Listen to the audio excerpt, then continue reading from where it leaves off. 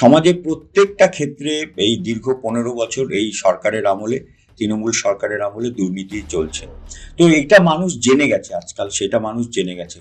রায়গঞ্জ শহরে আপনার কেউ যদি বিদ্রোহী মোড় থেকে বিবিডি মোড়ে আসতে চায়, তাহলে প্রায় আমি নিজে দেখেছি আধা ঘন্টা সময় লেগে যায়। যানজট একটা বিরাট বড় চ্যালেঞ্জ এখনো পর্যন্ত। এই যে প্রাইভেট বাস স্ট্যান্ড যেটা সরানো খুব দরকার, সেটা এখনো পর্যন্ত সরেনি। স্বাস্থ্য পরিষেবা আমূল বদলে যাবে রায়গঞ্জে যদি এইমস তৈরি হয়। এবং রায়গঞ্জ শহরে যে জমি পায়নি, যার জন্য রাজ্য সরকার জমি দেয়নি, সেই জমি চলে গেছে কল্যাণীতে। এই যে রাজ্য সরকারের এই যে জনকল্যাণমুখী প্রকল্প, এটা কি আপনাদের সামনে কোনো চ্যালেঞ্জ হয়ে দাঁড়াচ্ছে না? এটা তো স্থায়ী সমাধান নয়।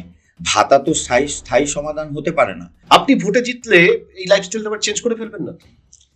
এই প্রশ্নের অনেকবার আমার মুখোমুখি আমি হতে হয়েছে। এই প্রশ্নের স্বাভাবিক প্রশ্ন এটা। আমরা যা দেখি সেটাই থেকেই আমাদের অভিজ্ঞতা তৈরি হয়।